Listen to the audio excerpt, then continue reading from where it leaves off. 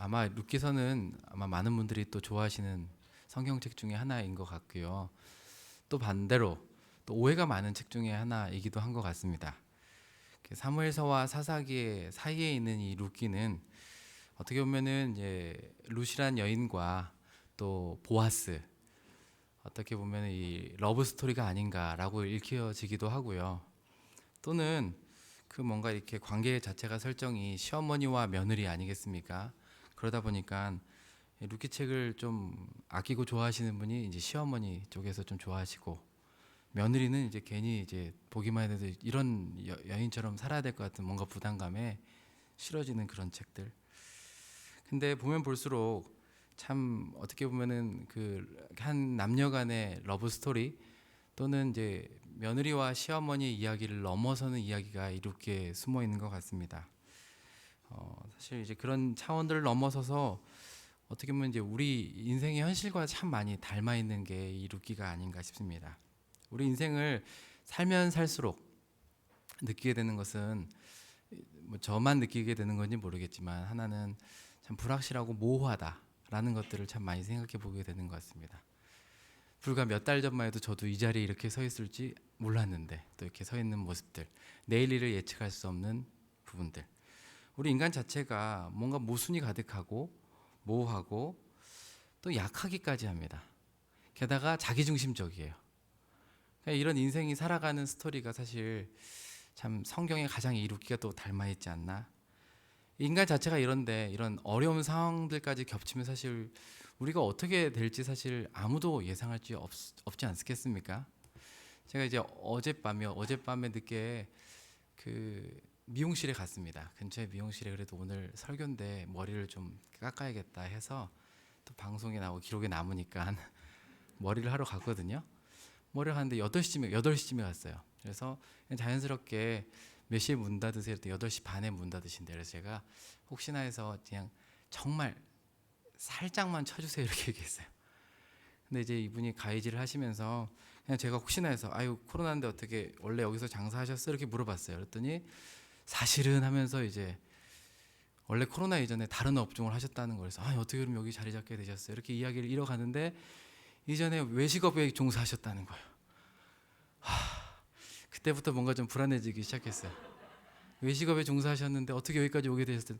외식업 시작하자마자 세월호가 터졌대요. 세월호면 언제요? 2014년 아닙니까? 그래서 식당이 되게 어렵게 되면서 갑자기 이제 업종을 바꾸셔서 이쪽에 오게 되셨다는 거예요. 그래서 이제 어떻게 오게 되셨는지를 제가 듣는데 한 30분은 앉아 있는 것 같아요. 그래서 제 머리가 이렇게 됐습니다. 정말 살짝만 잘라달라고 했는데 그냥 잘 짧은 시간이지만 그분의 어떻게 보면은 정말 예측할 수 없는 인생을 듣는데 저도 빠져들고 그분도 계속 짧아지기 시작하고 제 머리는.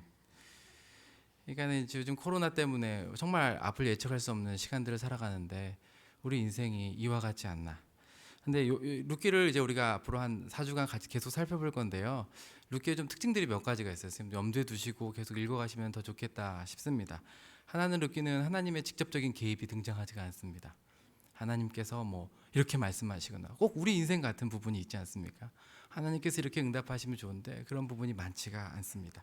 하지만 그럼에도 동시에 하나님의 섭리가 녹아져 있습니다. 우연히, 마침 이런 표현들은 하나님께서 마치 바로 옆에 계시는 것처럼 하나님의 일하심을 느끼게 합니다. 그러면서 동시에 우리가 다 알 수 없지만 하나님의 존재도 믿고 신앙도 고백하는 것처럼 나오미도 여기 등장하는 인물들 끊임없이 신앙을 고백합니다. 동시에 또 불신, 불만, 불평 그대로 드러나는 책이 룻기입니다. 그래서 어떻게 보면 고난에 대해서 다루지만 또 실존에 대해서 다루지만 또 하나님에 대한 신앙을 고백하는 책이 룻기입니다. 어떤 신학자는 이 룻이 마치 욥과 같다. 욥의 여성판? 이 룻이 아닌가 이렇게 얘기도 하기도 합니다. 두 번째는 우리의 일상이 되게 많이 강조되는 책 중에 하나입니다. 순간순간들, 만남들, 누가 누구를 만나는가, 그 관계를 어떻게 맺고 있는가, 무슨 결정을 하는가, 이런 것이 사실 그냥 우리 매일 일상인 것 같거든요. 오늘 누굴 만났고 무슨 대화를 했고 오늘은 또 무슨 결정을 했고 그 결과가 어떠하고, 그게 룻기에 그대로 드러나 있습니다. 인생의 모호함과 아이러니들도 이 룻기는 그대로 뭔가 덧붙이지 않습니다. 그대로 열어둡니다. 하나님의 섭리를 믿지만 생기는 뭔가 어려움들, 고난들, 우리는 뭔가 규정짓고 해석되길 원하는데 룻기는 그걸 그대로 열어줍니다. 원인들을 찾기보다는 베들레헴에 흉년이 들었다고? 사실 베들레헴 자체가 우리가 잘 아는 것처럼 떡집이라는 의미 아닙니까? 떡집에 먹을 것이 떨어졌다고? 그 이유를 말하지 않습니다. 모압으로 들어간다고? 모압에 들어가는 것이 무슨 의미인지 모른단 말인가? 이걸 얘기하지 않습니다. 그런데 우리 인생도 대부분 그렇습니다. 해석은 언제 됩니까? 해석은 그 고난의 자리를 지나고 뒤돌아봤을 때 되는 경우가 대부분 아닙니까? 룻기도 그렇습니다. 지금 어떤 결정들, 어떤 인도하심을 따라가는지 다 그 자리에서 알 수 없습니다. 그것들이 누구의 죄 때문이라고도 설명하지 않습니다. 하지만 지나고 나면 알게 되는 비밀을 우리에게 가르쳐 줍니다. 마지막으로 룻기는 뭔가 옳다 그르다 이런 직접적인 판단을 내리지 않는 책 중에 하나입니다. 다른 책들과 다르게 서로 오히려 책임감 있는 행동들을 통해서 메시지를 전합니다. 누가 더 악하다든지 누가 더 선하다든지 이런 얘기를 하지 않습니다. 우리는 그것이 궁금한데 오히려 관계들을 계속 긴장감 있게 가면서 우리의 상상력을 자극하게 됩니다. 1장에서만 봐도 그랬습니다. 룻이 과연, 나오미가 과연 베들레헴을 떠나서 어디로 가게 될 것인가? 상상력이 막 생기지 않습니까? 룻은 이 어머니를 과연 쫓아갈 것인가 말 것인가? 나오미는 고향에 돌아와서 어떻게 될 것인가? 이런 것들을 계속 긴장감 가운데 우리로 하여금 살펴보게 합니다. 룻이 주인공인 것 같지만 사실 실상은 룻이 주인공인 것 같지 않은 것처럼 모호하게 말하기도 하고 어쩌면은 나오미가 오히려 주인공인 것처럼 이야기를 펼쳐나가는 책이 룻기입니다. 그래서 어쩌면 저는 정말 읽으면 읽을수록 제가 이 룻기를 처음 진지하게 대한 게 처음 이제 연애할 때였거든요. 그때는 이제 룻하고 보아스만 보였어요. 그때 아내 이렇게 만나서 어떻게 보면 아내랑 더 이렇게 있을까를 고민하면서 했던 게 룻기 성경 공부였어요. 그래서 이제 어떻게 룻과 보아스가 만나게 되는지 이런 부분들을 아내랑 더 같이 읽고 싶어서 룻기를 읽었었던 시절이 있는데 지금 보면 볼수록 오히려 우리 인생 가운데 정말 해석되지 않는 부분들 또 발생하는 만남들 여러 가지 다양성을 열어두지만 또 굵직한 주제를 가지고 다루는 이 본문이 우리 인생을 정말 많이 반영한다라는 생각을 하게 됩니다. 룻기가 다양한 해석을 열어놓는 것 같지만 동시에 굵직한 주제를 하나 가지고 간다면 그것은 오늘 제목처럼 텅 비어버린 인생, 그 인생을 어떻게 채워가고 있는가가 사실은 룻기의 핵심 주제라고도 할 수 있습니다. 오늘 우리가 함께 읽은 본문 6절에서 18절은 사실 중간에 끼어있는 본문입니다. 1절에서부터 5절까지 그리고 19절에서 22절 사이에 있는 본문입니다. 그렇죠? 근데 단순히 그냥 본문에 껴있는 것이 아니라 앞뒤 상황이 어떤 배경을 담아내고 있냐면 1절에서 5절은 흉년으로 인해서 베들레헴에서 떠나는 나오미 가정의 이야기, 그리고 단순히 5절밖에 되지 않는데 한 10년 어간을 다루면서 이 나오미 가정이 모압으로 이주하게 된 일들, 거기서 남편이 죽고 아들들이 죽고 며느리만 남은 뭔가 정말 절망적인 상황을 압축적으로 묘사하고 있습니다. 그리고 19절에서 22절은 다시 베들레헴으로 돌아오긴 돌아왔지만 정말 아무것도 손에 쥔 것 없이 자기 스스로 이렇게 고백하지 않습니까? 주님께서 나를 비워 돌아오게 했다고, 텅 비게 하셨다고, 텅 빈 인생 가운데 괴롭게 하셨다고. 그 사이에 발생한 일이 오늘 6절에서부터 18절입니다. 그러니까 이 룻기를 이끌어가는 핵심 메시지가 이 21절, 우리가 읽진 않았지만 텅 빈, 하나님께서 나를 텅 비게 하셨다. 그럼 어떻게 이 텅 빈 인생을 채워가시는가에 대한 메시지인데, 이 채워간다는 것이 말하기 전에 그럼 무엇으로부터 비어있는가를 살펴볼 건데 두 가지를 살펴보고자 합니다. 첫 번째는 먹고 살 양식이 없는 이 빈 상태로부터 하나님께서 채우시는 이야기입니다. 1절에 보면은 베들레헴에 흉년이 들었습니다. 그래서 먹을 것을 찾아서 고향을 떠나야 했던 나오미 가정이 나옵니다. 오늘처럼 이사나 이주가 쉽지 않은 고대 근동 사회를 생각해 봤을 때 정말 이주는 쉽지 않은 결정입니다. 자신의 민족과 민족 사이로 가는 것도 쉽지 않은데 지금 어디로 갑니까? 저 멀리 이방 땅 모압으로 갑니다. 거기 가면 뭔가 기대하면서 갔겠죠. 풍족할 양식이 있겠지. 그런데 그곳에서 맞이한 것은 양식이 아니라 남편과 아들들의 죽음입니다. 그러니까 온 가족이 이방에서 외지에서 이렇게 먹고 살기도 쉽지 않은데 이 생계를 책임져야 될 가장들이 다 죽어버렸습니다. 잘 아시는 것처럼 고대 근동에서 여성은 철저하게 남성에게 의존된 삶이었습니다. 남자가 어떻게 보면은 경제 활동을 하지 못하면 그 집안에 남자가 없다는 것은 굶어 죽는 것과 마찬가지였습니다. 그러니까 정말 양식이 없게 돼버린 상황이 돼버린 겁니다. 뿐만이 아니라 지금 이 아들들의 죽음은 어느 문화에서나 사실 충격이겠지만 대를 이룰 수 없는 또 문화적인 충격을 가지고 있습니다. 폴 밀러라는 학자가 이러한 상황을 이렇게 묘사하고 있는데요. 보세요. 나오미의 이딴 사별은 어느 문화에서나 충격적이겠지만 남편이 죽고 아들들이 다 죽어버린 특히 고대 근동에서 어머니가 남편뿐만 아니라 아들을 다 잃는 것은 고난의 극치였다. 정말 상상해 볼 수 없는 고난이고 어려움이었을 거라고 생각합니다. 이어서 이런 얘기를 하더라고요. 어떤 경영 컨설턴트가 미국 남자들에게 어떤 상황을 제시하고 물어봤다고 합니다. 지금 당신의 어머니와 아내와 딸이 탄 배가 물에 가라앉고 있다. 당신의 어머니, 아내, 딸이 탄 배가 가라앉고 있다. 당신은 한 명밖에 구할 수 없다. 누구를 구하겠는가? 이 질문을 던졌다고 합니다. 미국에서. 그랬더니 40%는 누구를 구했을까요? 딸을 구했다고 합니다. 딸을 구하겠다고. 60%가 딸을 구하겠다고. 죄송합니다. 60%가 딸을 구하겠다고. 40%는 누구를 구하겠습니까? 아내를 구하겠다고. 어머니는 정말 너무 슬프게도 그냥 두겠다는 표현이죠. 정말 어머니들에게는 죄송할 일이고 정말 아들 낳는 게 무슨 의미인가 진지하게 저도 아들이지만 생각해 보게 됩니다. 근데 동일한 질문을 어디에 던졌냐면 사우디아라비아에 던졌다고 합니다. 중동에. 그런데 그 남자들에게 동일한 질문을 던졌더니 100% 누굴 구하는지 아십니까?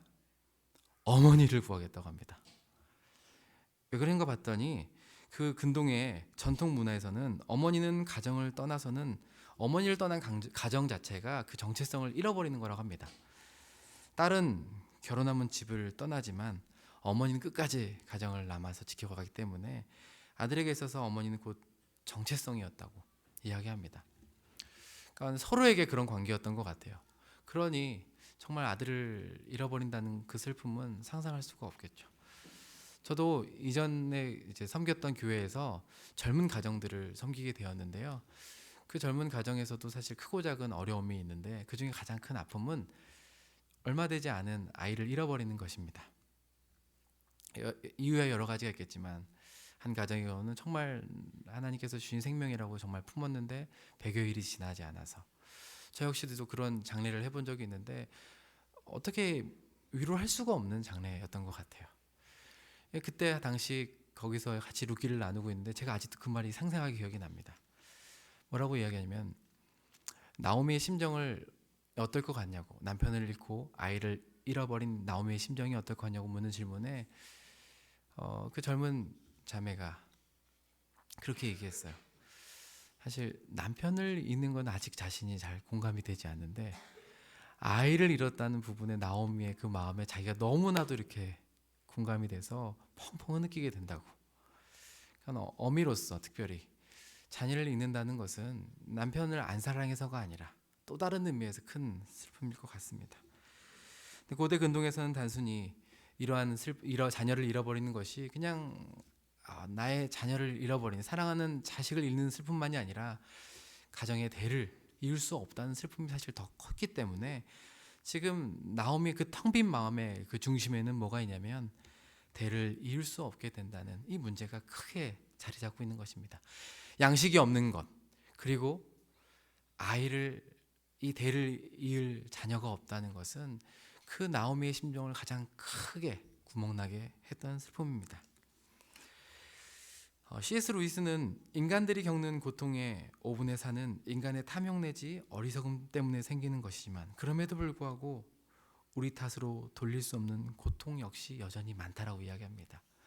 우린 고통의 원인을 찾고 이유를 분석하고 싶지만 오늘 본문은 또 성경은 그것에 대해서 주목하지 않습니다. 오히려 그로 인해서 상실감을 갖고 있는 이 여인의 이 가정에 대해서 주목하기 시작합니다.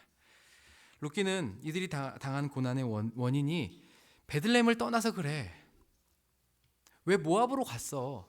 모압으로 간다는 것 자체가 하나님을 떠난다는 것 아니야? 이방 여인과 결혼을 시켰어. 왜? 이렇게 정죄하고 있지 않다는 사실입니다. 오히려 침묵 가운데 고난을 당하고 있는 당사자 나오미의 심정에 더 귀를 기울이라고 말합니다. 사실 우리가 나오미 같이 이런 고통을 동일하게 느끼신 분이 얼마나 계신지 모르겠습니다. 하지만 이 정도는 아니지만 다 차이는 있겠지만 우리도 인생이 정말 우리가 노력한다고 해서 결심한다고 해서 보장되지 않고 결과가 내 맘대로 되지 않는다는 것을 살면서 더 경험하게 됩니다. 뜻하지 않는 좌초를 만나거나 어려움을 만나서 내가 원래 가려던 길이 아니라 우리는 사실 많은 길들을 돌아 가게 됩니다. 내 문제만 그런 줄 알았는데 이제 가족들이 생기고 또 돌봐야 될 영역이 넓어지면 넓어질수록 우리는 정말 인생이 내 뜻대로 되는 게 하나도 없음을 뼈저리게 깨닫게 됩니다. 너무나 모순, 불완전 가운데 우리는 살아가고 있음을 고백하게 됩니다. 사실 동일한 인생을 살아가는데 세상은 이런 인생에 대해서 뭐라고 얘기하냐면 젊을 때는 사실 분주함으로 이런 불안감을 덮으라고 합니다. 바쁘게 살면은 사실 잠시 우리 인생이 이러다는 사실을 정말 어떻게 보면 이 모순 가운데 우리 인생이 세워져 가고 있다는 사실을 잊게끔 하기도 합니다. 또 친구들 또는 성공들, 성취, 안정감, 다른 일을 해보라고 이렇게 살아가라고 다르게 사실은 우리의 시선을 돌리도록 세상은 말을 합니다. 하지만 잠시뿐이긴 하지만 그것이 영원하지 않다는 것을 우리는 조금만 살면 알게 됩니다. 내 성실함으로 내 인생이 보장되지 않는다는 것을. 내가 정말 내 자식을 위해서 오래 참고 견뎠는데 그것이 내 자식의 성공을 보장하지 않는다는 사실을 우리는 금세 깨닫게 됩니다. 나오미 역시 남겨진 것은 이방 며느리 두 여인. 가정이라는 틀은 남았지만 껍데기밖에 없습니다. 어떻게 먹고 살아가야 될지 알 수 없습니다. 대가 끊겨져서 정말 미래가 보이지 않습니다. 살아갈 힘과 이유가 없는 것 같습니다. 나오미가 지금 당장 다음 페이지에서 목숨을 끊어버린다고 해도 누구도 비난할 수 없는 텅 빈 나오미. 먹을 것이 없고 살 소망이 없고 미래가 보이지 않는 인생. 여기서 이것들이 좀 채워져야지 뭔가 인생이 풀릴 것 같은데 이것이 어떻게 채워지고 있는가? 그 얘기를 오늘 본문이 다룹니다. 하나님께서는 친히 이 가정에 양식과 또 이 가문의 자손의 문제를 채워가시는 방식으로 룻기 전체는 사실은 기록되어 있습니다. 그런 생각을 해볼 수 있습니다.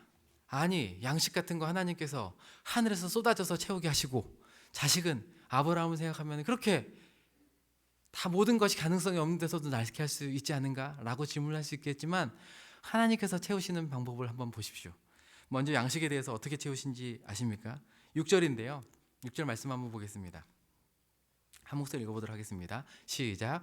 그 여인이 모압 지방에서 여호와께서 자기 백성을 돌보시사 그들에게 양식을 주셨다함을 듣고 이에 두 며느리와 함께 일어나 모압 지방에서 돌아오려 하여. 어떻게 채우시냐면 소식을 듣게 하심으로 일을 시작하십니다. 우리의 방식과 우리의 기대와는 너무 다르게 어떤 소식입니까? 여호와께서 자기 백성을 돌보고 계신다.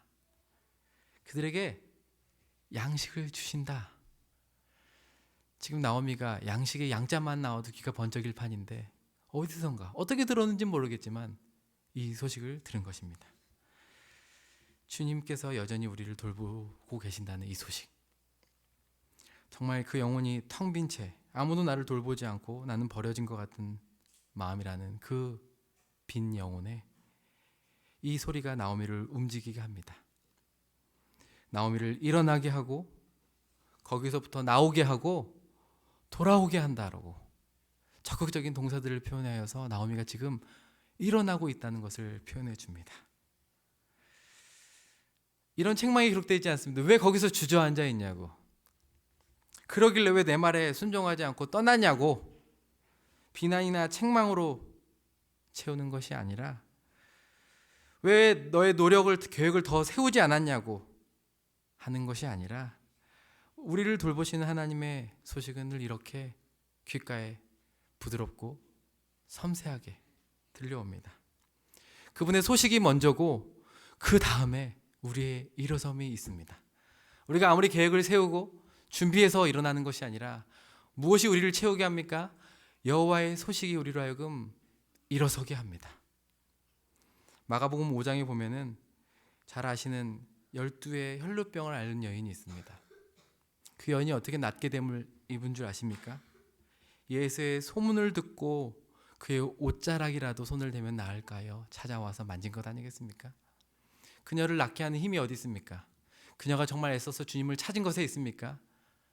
그것이 아니라 여호와의 소문을 듣고 여호와의 소식을 듣고 그의 몸을 일으켜서 주께 나아갔더니 그의 영혼에 고침이, 채우심이 있다는 것입니다.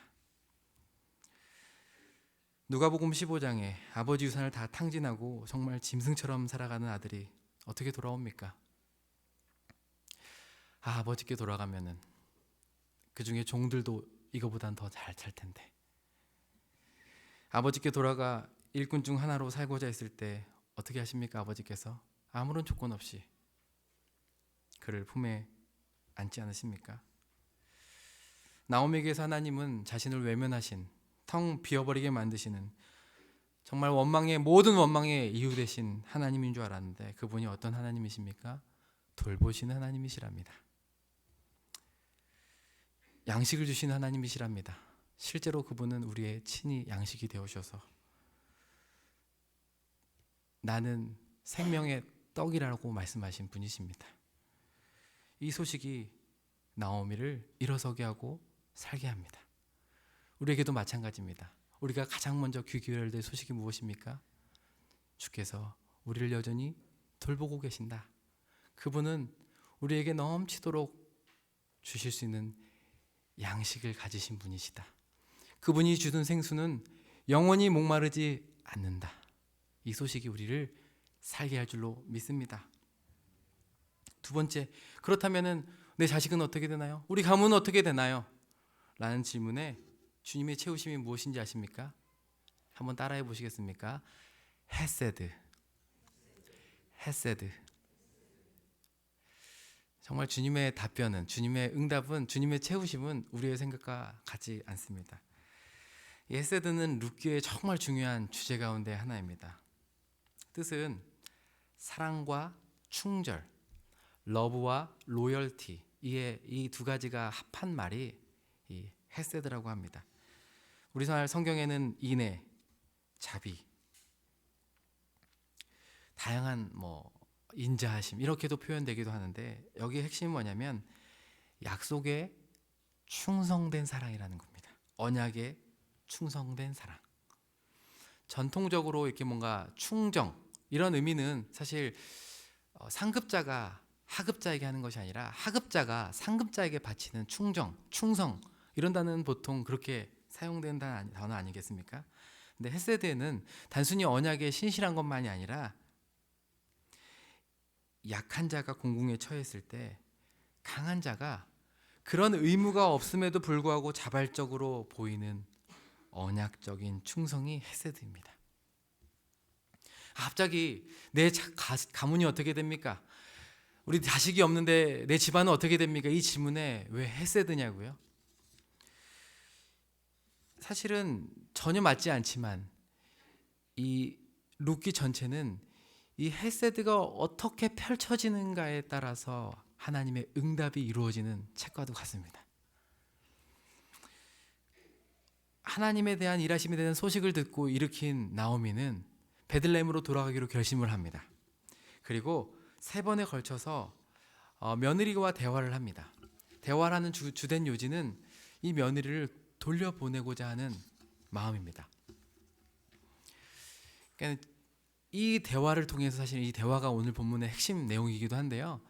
지금 나오미 입장에서 헤세드를 베풀고 있고 또 이것을 받아들인 사람은 어떻게 헤세드를 펼쳐내고 있는가가 여기서 다루는 중요한 주제라는 겁니다. 나오미가 보이는 헤세드가 뭐냐면 바로 이 며느리를 보내는 겁니다. 가만히 생각해보면 홀홀단신 여인 셋이서 뭉쳐서 살기도 힘든데 이 며느리를 보낸다는 이 나오미의 마음 가운데 사실 무슨 마음인지 다 알 수 없습니다. 하지만 그 대화를 보면은 그의 진심이 무엇인지 알게 되는데 첫 번째 대화가 8절 9절에 나와 있습니다. 우리 자막도 있는데요. 우리 8절 제가 읽고 9절을 여러분이 한번 읽어보도록 하겠습니다. 8절 제가 읽겠습니다. 나오미가 두 며느리에게 이르되 너희는 각기 너희 어머니 집으로 돌아가라. 너희가 죽은 자들과 나를 선대한 것 같이 여호와께서 너희를 선대하시기를 원하며 여호와께서 너희에게 허락하사 각기 남편의 집에서 위로를 받게 하시기를 원하노라 하고 그들에게 입맞춤에 그들이 소리를 높여 울며. 나오미는 자신이 더 해줄 것이 없다는 것을 알고 있습니다. 자신은 늙었고 이 젊은 남편 잃은 여인들을 책임질 수가 없습니다. 그러면서 이들을 하나님의 손에 맡기면서 더 이상 너희들이 나에게 묶여 있을 필요가 없다라고 하면서 자유를 줍니다. 며느리들을 해방시켜 줍니다. 축복을 빌어줍니다. 남편의 집에서 안식을 얻도록 합니다. 이 얘기는 새 남편을 만나서 너희들은 아직 젊으니까 늙은 나를 따라다니면서 소망 없이 살지 말고 젊은 남편을 만나서 가정을 누려라. 여러분, 이것이 지금 나오미가 가진 환경에서 베풀 수 있는 최선의 은혜입니다.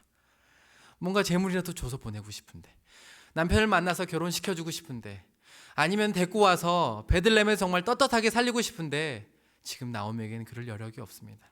하지만 자신이 줄 수 있는 최고의 것, 그러지 않아도 되고 그럴 필요도 없는데 나오미 입장에서 최고의 인애가 무엇입니까?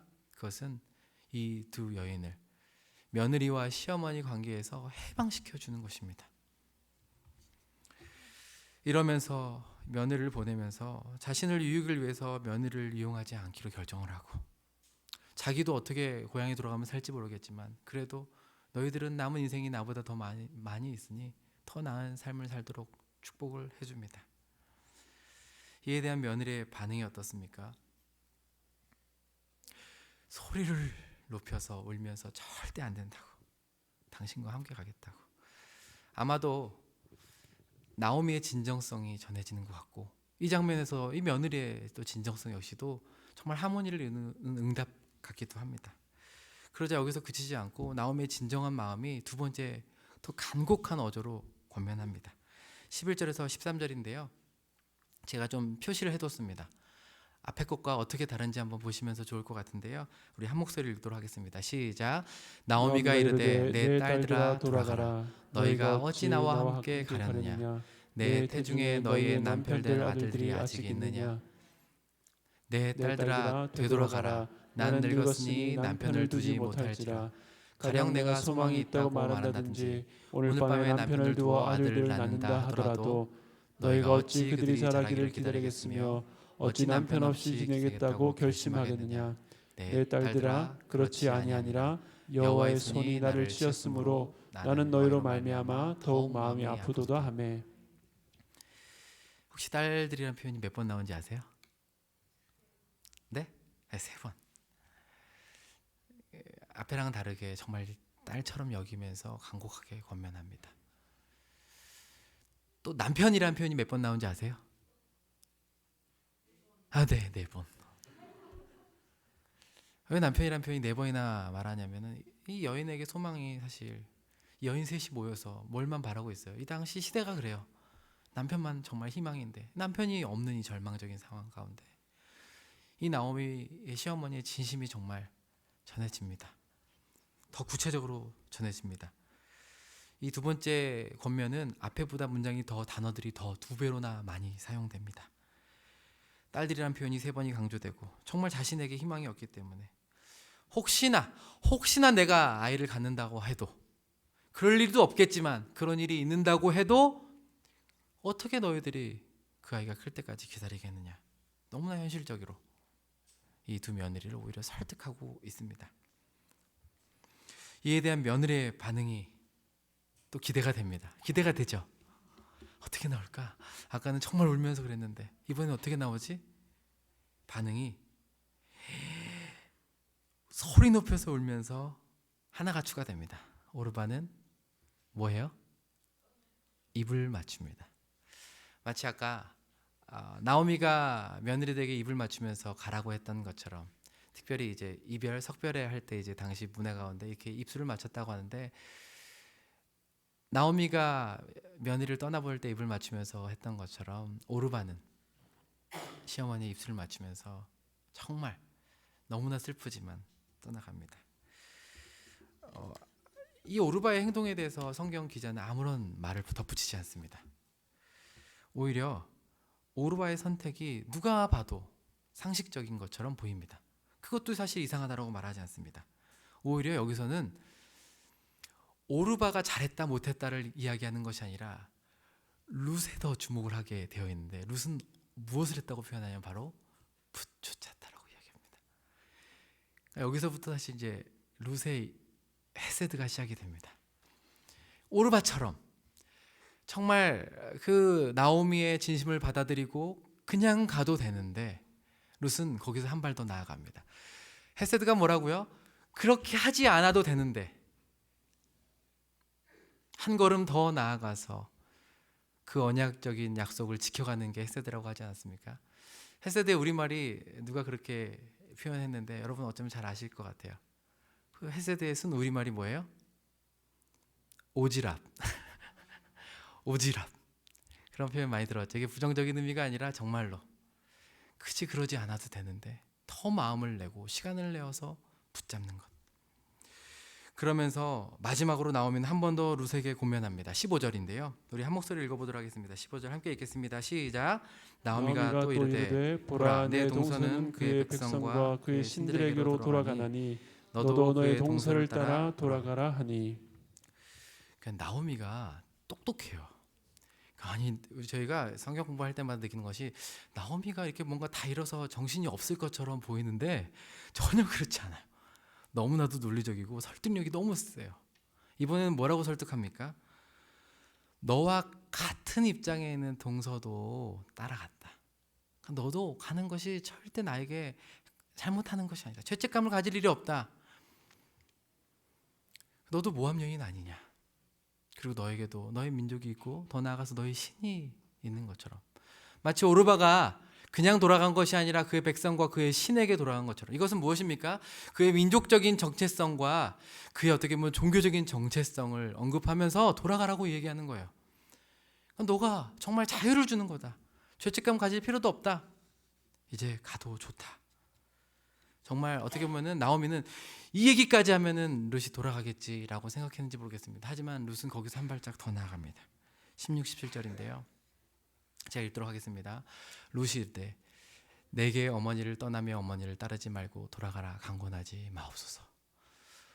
어머니께서 가시는 곳에 나도 가고 어머니께서 머무시는 곳에 나도 머물겠나이다. 우리 밑에 빨간 글씨를 함께 읽어볼까요? 시작.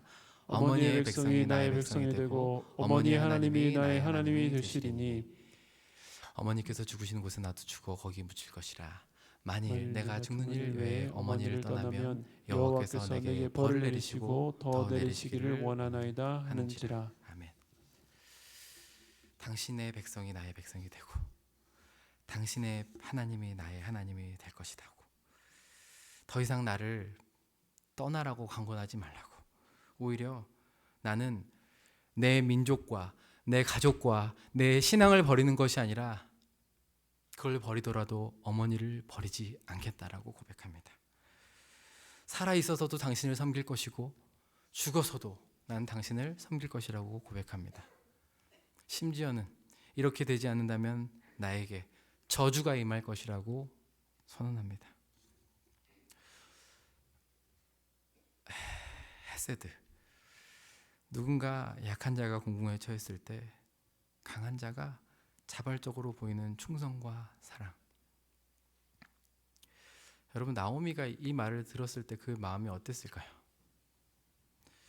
어쩌면 이런 정말 믿음의 정수를 고백하는 거 아니겠습니까? 이스라엘 백성도 고백하지 못했던 그 고백을, 심지어 나오미는 하나님이 나를 이렇게 만들었다고 텅 비게 하셨다라고 원망하는데 오히려 룻은 그 하나님을 나의 하나님으로 삼겠다고, 어머니 하나님을 나의 하나님으로 삼겠다고.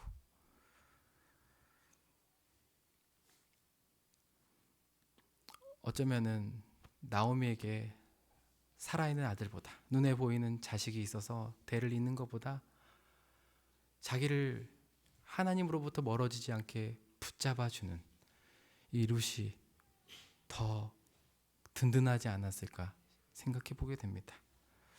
왜 하나님께서 채우시는 방식이 양식을 쏟아부으시고 자식을 낳게 하시는 방식이 아니라 소식을 듣게 하시고 헤세드를 베푸시는 사람입니까?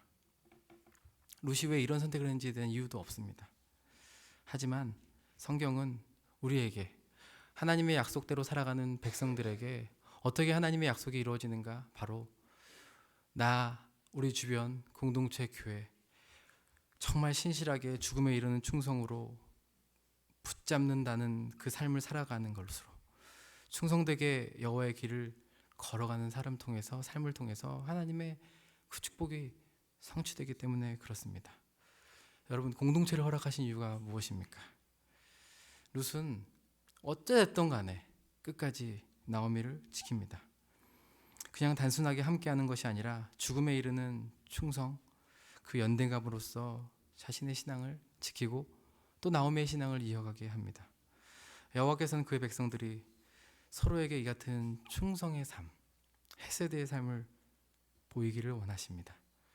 왜냐하면 바로 이렇게 동일한 방식으로 주님께서 우리에게 그렇게 하지 않으셔도 되는데 죽음을 보이는 충성으로 찾아오셨기 때문입니다. 새로운 교회가 시작되고 공동체가 출발했습니다. 몇 주 되지 않았지만 또 새롭게 오시는 분들, 또 분당을 위기 위해서 오시는 분들, 다양한 분들을 만나면서 저 역시 또 많은 분들이 뭔가 우리 인생에 텅 빈 곳이 있고 그것을 채우길 원한다는 마음을 많이 느끼게 됩니다. 코로나이긴 하지만 또 여러 가지 이유로 온라인으로 예배드리다가 3년 만에 교회 현장 예배를 방문하고 등록해 주신 성도님들, 교회 여러 가지 아픔 가운데 또 정하지 못한 채 떠돌아다니다가 해외에서 왔는데 여러 가지 상황으로 정하지 못하다가 저희 교회 와서 등록하신 분들, 하나같이 사실 마음에는 기대감도 있지만 그 텅 빈 부분이 있다는 것을 우리는 다 알게 됩니다. 텅 빈 인생들을 무엇으로 채울 수 있겠습니까? 우리가 뭘 더 준비한다고, 더 어떻게 화려하게 꾸미고 무엇을 더 우리가 잘 나눈다고 채워질 수 있겠습니까? 그런 것으로 채우는 것이 아니라 여전히 연약한 인생들이 모여있지만, 텅 빈 인생들이 모여있지만 주님께서 우리를 돌보고 계신다, 그 주님에 대한 이야기로 교회가 채워져 갔으면 좋겠습니다. 그리고 여전히 우리 옆에 다 알 수 없지만 한 걸음 더 나아가서 환영하고 환대하고 또 다 알 수 없는 고난 가운데 우리가 같이 있어줌으로써, 고통받는 자들 곁에 충성되게 지킴으로써, 또 우리가 할 수 있는 영역에서 헤세드를 베품으로써 이 교회가 정말 헤세드가 흘러가는 교회가 되기를 소망하게 됩니다. 하나님께서는 우리 교회에 저는 그런 축복을 주길 기대합니다. 더 사람이 많이 차고 더 흥왕하여지고 역사가 일어나는 것도 너무 좋지만 이 시대에 텅 빈 영혼들 가운데 무엇으로 채울 수 있을까 늘 방황하면서 목말라하는 그런 사람들에게, 그런 성도들에게, 그런 이웃들에게, 그런 다음 세대의 자녀들에게 지식이 아니라 세련된 어떤 것이 아니라 정말 내가 할 수 있는 그 한 걸음 더 나아가서 보여줄 수 있는 그 충성된 삶, 그 인내의 삶으로써 이 공동체가 정말 채워져 가기를 주님의 이름으로 축복합니다.